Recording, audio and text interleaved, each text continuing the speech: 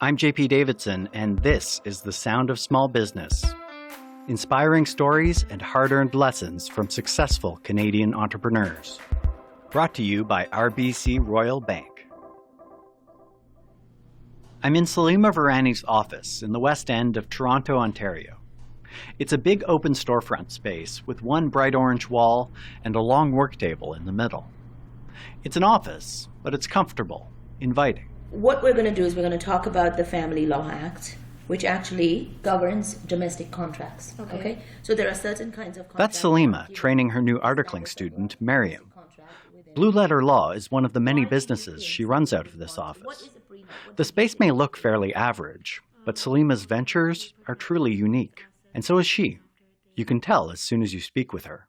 I think I'm a bit of a sponge when it comes to accents. I get everything from, are you from South Africa, to whatever. So yeah, it's a quirky accent, but it is what it is. That quirky accent is shaped by her journey up until now. It's like the businesses she runs. They form a tapestry that represents her culture, her values, and the obstacles she's overcome along the way. You know, I think everybody has a bit of the entrepreneurial gene in us. But I think like a seed, sometimes the circumstances around you nurture it and cultivate it and allow it to bloom. That means to understand Salima, the entrepreneur, we have to understand Salima, the person, her journey. It all starts a world away from Toronto, in India. That's where Salima was born. Her family was poor. They lived in a house that had just one room, which was about 12 feet by 12 feet. And that was my home, certainly for 19 years. So I never had the luxury of my own bedroom or even a room or a shelf to call my own, actually. Believe it or not, this is where Salima first started fostering her entrepreneurial gene. When I was about 10 or 11 years old, and I wanted to take a swim program in the summer, but of course my family couldn't afford it. The folks at the YMCA told her she could take swimming lessons for free if she brought in 10 paying customers. So I knocked door to door at every home in my residential establishment, persuading parents how it was so important for their kids to swim in the summer. And I signed up 10 kids and got my swim ticket. She got those free swimming lessons thanks to her ingenuity. And the idea that entrepreneurship can get you what you want, despite the odds, stuck with her. Her family also fought hard to get her a good education. So eventually she found herself living in England with a degree and a good job. She was the manager at a hotel. Until one day, she had one of those little, seemingly random moments that would change the course of her professional life. I became a lawyer just to spite someone. One night after a shift at the hotel, she found herself in discussion with her extended family. In that conversation, the family sort of casually told her she wasn't a real professional. According to them, real professionals were things like lawyers, doctors, or accountants. They weren't trying to be mean-spirited, but it hit Salima pretty hard. I just think there was a part of me that was just really upset and made to feel very inadequate. And I went to bed that night, I'm going to show you guys. What do you think? And that's it. The next morning I announced I'm going to law school and I'm going to become a lawyer. So she did it. She got her law degree. That's just the kind of person she is. In 1997, she fell in love with Canada after visiting some family here. So she packed up and came to Toronto. She bought a Victorian-style house and rented out most of it to tenants. But she was in a new place with a 2-year-old daughter. And to top it all off, she found out her law degree wasn't valid in Canada. It was very demoralizing. And I think amidst all that, I was extremely homesick. So I had a choice, I think I had to make at that crossroad, whether to pursue a career in hospitality, where I had considerable experience, or now that I have chosen law as a vocation, to plow on and see what I could do with that. Fortunately, I chose the latter. So Salima was getting a Canadian law degree part-time, working as a typist in a law office. and supporting her daughter. But having a busy schedule wasn't about to keep someone as bright and motivated as Salima from getting her big break. I think my entry into Bay Street was a little bit fortuitous. Fortuitous is one way of describing it. Remember, Salima's job was just to do these typing assignments at the law firm. And during one such assignment, I was reading a document, and there was something that just didn't make any sense to me. So when the lawyer came to my desk to pick up his work, it turned out that he had made a mistake, and I had caught that mistake. And he's like, how are you reading this? The lawyer's name was Ron Clark, and she explained to him that she already had her law degree from the UK and was going back to school here in Canada. So I think something must have appealed to him, because when I left that job and he left to go to another firm and needed a summer student to work with him. Ron actually called Salima's school and specifically asked for her to come work with him. She did, and went on to follow him to 3 different law firms from there. He was a phenomenal mentor. And once Salima finished her Canadian law degree, she became an associate at the Bay Street law firm where Ron worked. Things were finally starting to settle down for her career-wise, for the first time since moving to Canada. Except I didn't know what home was anymore, because I'd lived in London for about 8 years before coming to Canada. I'd lived about 18 or 20 years of my life in India prior to that. And it was that connection she had to India that led her to a website called mybindi.com. She came across it while she was still a law student. It was a message board and a news site for the South Asian community in Toronto. And Salima was instantly hooked. She started contributing to the site, writing movie reviews, profiling Indian restaurants, and even planning outings to make connections with her fellow expats. So yes, My Bindi was a welcome respite. And as she started to help out more with the site, she started to think, hey, I can do this better. And, as the Godfather would say, I made them an offer they couldn't refuse. Yep, she bought the website. One thing you should know about Salima: when she senses an opportunity for a successful business, she jumps on it. There's a sort of a mental checklist for me. A, is it something I really enjoy doing? Is it something I can make money on doing? And if I can be passionate about it, if I can do it better than others, and if there's a way to monetize it, then why not? So I'm always looking, for my next challenge. Challenge is right. When she bought the site, she was still an associate at the Bay Street law firm. She was juggling both worlds. So in 2007, when I was being groomed for partnership. Partnership is like the holy grail for lawyers. But she was passionate about the website. There was a part of me that says, oh my gosh, I really have to decide, and choose one. Salima found herself where entrepreneurs are always finding themselves, at a crossroads with no GPS. More on that coming up. But first, The Sound of Small Business is brought to you by RBC Royal Bank. Salima is a true entrepreneur. She does it all. That's Katya Sokolova. She's a commercial account manager with RBC in Toronto, and she's worked closely with Salima for 6 years. The other thing that I love about Salima is how caring she is. She will take out of her personal time and help people, and her energy is contagious. It is very rewarding learning about clients' businesses and seeing that you've contributed to their success. Just like a parent, raising a child who has become a good human being. I just came from a client. He owns a bakery. The first year, he said to me that one of his employees is not showing up to work at his busiest time. And I said, well, I'll be happy to come and bake with you. And ever since then, we've baked, and I do it every year before Easter. It is probably the one thing that I love the most being in this role is being part of their dream come true. You become part of their business, you become part of their family because you were part of that dream. Whether you need help with your banking or your baking, Katya Sokolova at RBC's got your back.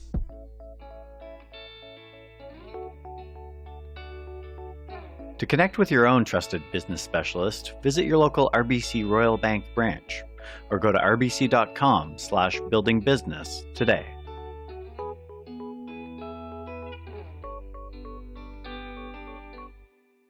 So Salima is facing a big decision. Put all her time and effort into the website she bought, mybinti.com, or work towards this big promotion at her law firm. Ironically, it was the career coaching she received from the law firm that ultimately informed her choice. She'd meet with her coach regularly, but every time he asked me what my goals were for 3 months as a lawyer, I struggled. But if I came home and did the same exercises for my bindi, I had tons of ideas and strategies and goals and visions. She wanted to be passionate about her work at the law firm, but it just wasn't happening. And she might be able to do a good job at both the website and the law firm. But for Salima, good wasn't good enough. I knew that if I wanted to leave behind a legacy, if I really wanted to do something, then I had to get out of being good and really aspire for greatness. And I think that was ultimately why I handed in my resignation.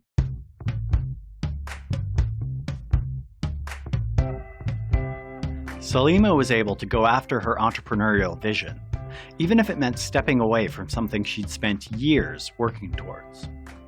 But that allowed her to push herself to become great at running MyBindi. She was bringing in big new advertisers and collaborating more with well-known brands. And she expanded the site.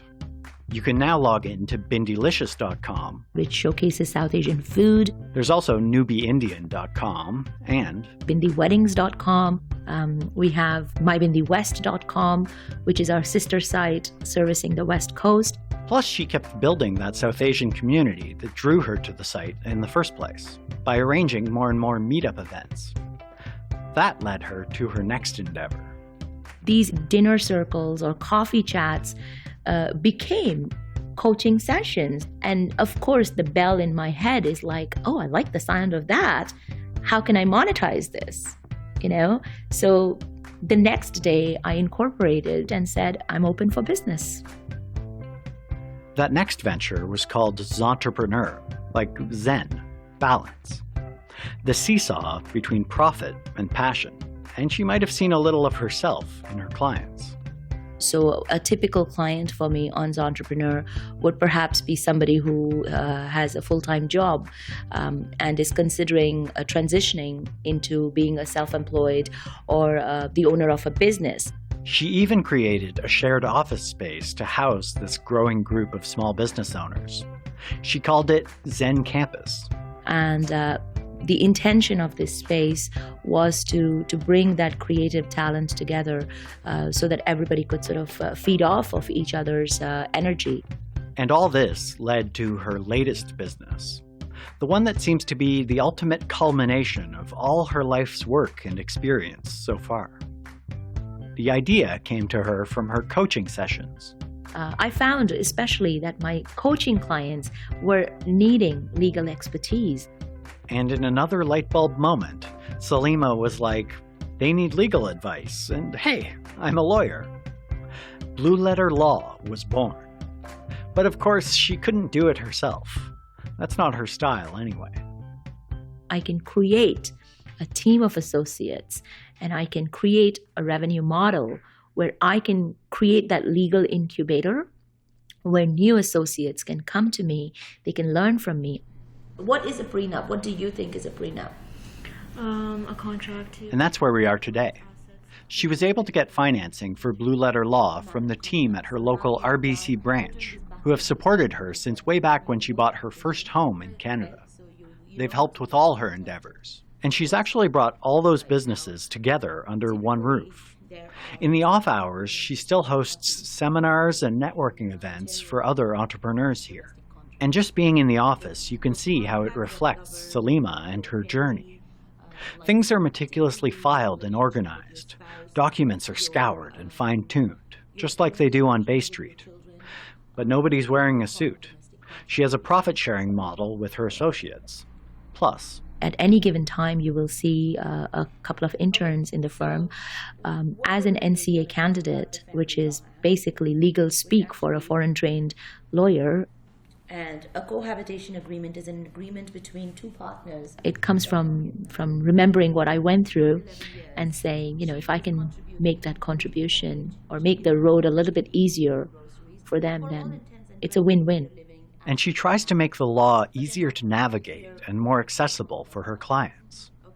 One of the things I've always found, even growing up as a child in India, is people fear the law. So blue letter law is basically a response to what is otherwise referred to as black letter law. Black letter law is rigid and inflexible. And that's not what Salima's going for here. To her, blue is the color of understanding and the color of interpretation. She takes her experience from Bay Street and makes it more accessible. Absolutely. I think there is some credit to what Bay Street offers, and I'm just happy that I'm able to take all those lessons and offer them at Main Street prices. Salima says everyone has an entrepreneur inside them. But some people have events transpire in their lives that allow it to grow and thrive. That's definitely true in the case of Salima. And all her endeavors now seem geared towards not only making money, but fostering that inner entrepreneur in others like her. Call it paying it forward. Literally. Whether it's promoting a business on MyBindi or helping a client through Blue Letter Law or coaching somebody from the start through Entrepreneur, seeing them struggle and then pick themselves up and then stride and then go into a full run and then scale, the peaks of success. It's fantastic. Salima is no doubt in a full run right now herself. And she has her eyes on the finish line. I was having dinner with my daughter not too long ago, and she asked me what my plans were for my retirement. And I said to her, I think I'm going to write the Florida State Bar exam. And she said, well, why would you do that? And I said, because then I can practice in Florida. And then when I retire, I'm going to go as a snowbird and do real estate deals and wills for everybody in Florida while I'm sunbathing. Salima monetizing her retirement? That sounds about right. Okay, so there's a lot we can take away from the story of Salima Virani. To help, I spoke with Vicky Saunders, entrepreneur, mentor, and business advisor. I think Salima sounds like a true entrepreneur. You go from one thing to the next, follow your passion, and create business opportunities. She sounds awesome. I want to meet her. Salima had a great mentor, someone who saw her potential when she was just in this entry-level job. I'm sure there's a lot of budding entrepreneurs out there who are saying, I wish I had someone who could come along and take me under their wing. Do you have any advice for finding a mentor or finding an effective mentor? Well, I think what's interesting about Salima's story is her mentor showed up because she showed up. She was at work. She saw something. She added value. There would be other people sitting there going, that doesn't make any sense to me, and they wouldn't say something. But the fact that she said something, she created value, and she jumped in first, and then the mentor got behind her because she added value and helped them out. So I think there's that give and get piece, which is very important, as opposed to, someone's just wanting a mentor to kind of fix them and help them, but they're not giving anything back. People will come to me and say, will you be my mentor? But what's in it for me? I think there's a really interesting component. If I feel like I'm going to learn from this person and I feel like they're going to work hard, I'm in. But if it's not that kind of case, then I think it's harder to find a mentor. So you need to think about how you're showing up as a person if you're having a hard time finding a mentor. Again, with Salima, we see this classic crossroads story. She's got a great job. She's in line for a raise, but something keeps nagging at her to leave. In hindsight, it's easy to say, yeah, go for it. But I'm wondering, what do you say to people in that situation? Because sometimes I'm sure it's a better idea to stick with a good thing. Well, here's the thing. If you're an entrepreneur, if you're sitting there and thinking, like, am I going to take the safe route, which is become a lawyer where I know there's credibility, et cetera, versus like what you're really passionate about, there is no choice at all. And after a while, I'm sure there were outside voices going, wait, you spent all this time working on your law degree. Why aren't you going to monetize it? Right. Right. But the flip side is what's going to make you happy. And if you follow your bliss, money follows as well, from my perspective. You're in the go for it camp. I'm in the big go for it camp. So it seems like Salima has so much going on. Like you said, she's a true entrepreneur. She's got so many businesses. But an outsider might say she's on the road to burn out or she's too impulsive. What's your take on that? So I think that the fact that she's following opportunity, right? She's an opportunist. So she is working towards something and then a new thing pops up and then she figures out how to monetize that and another thing. Like she's just really following the energy that's possible in front of her. I think that's the sign of a true entrepreneur. And does she sound like she's burning out? Not at all to me, right? She's just on to the next thing. She's very energized by the work that she's doing. If it was hard and it was a slug, then she'd be burning out. I think the things that come effortlessly to you energize you and keep you going. And I often say to entrepreneurs, if there's something that's dragging you down and not working for you, dump it and work on the stuff that you really love because it's effortless. Okay, so I'm going to try to use some business terminology here. Vertical integration. Is that what we're seeing with Salima's business? Definitely. So Salima is taking vertical integration to the nth degree here, where she starts with one community that has some commonality. And then she realizes when she has that strong community, there's endless marketplaces that can spin off it. As she says, she goes into weddings, she goes into regional components, she goes into coaching. So she's like way ahead of most of the businesses I see out there. I love the name and the meaning behind Salima's law firm, Blue Letter Law, a take on black letter law.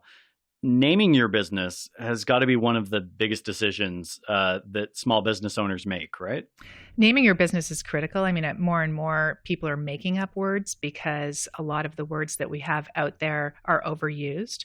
But I love her blue letter law, black letter law, and the story that she can create around it. Having a narrative that engages people that they can re-storytell to others is really, really helpful in building a strong brand. Right. Are there any tips that you have around naming a business? Naming a business is one of the things that I love to do as well and come up with kind of funky ideas. But I think, there are all kinds of branding companies out there that take you through different processes to do this. So if you think of what this problem is that you're trying to solve, and then you go, if it was a color, what color would it be? If it was an emotion, what emotion would it be?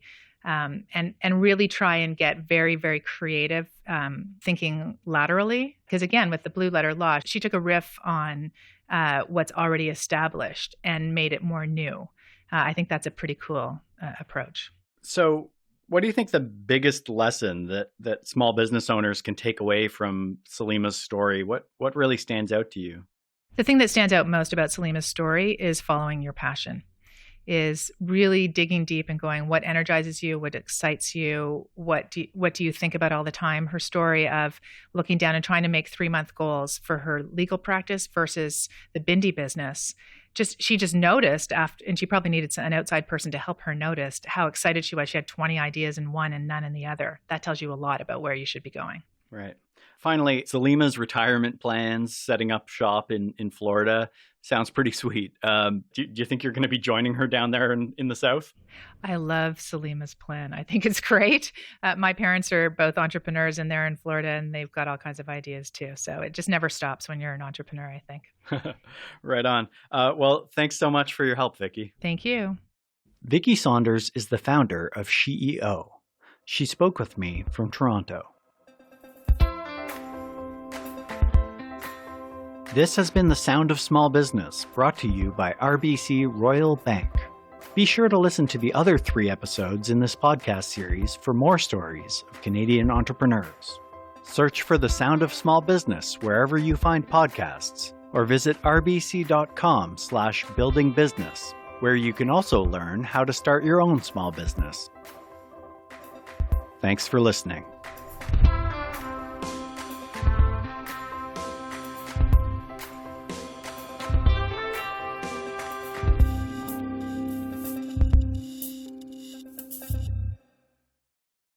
This podcast series is intended as general information only and is not to be relied upon as constituting legal or other professional advice.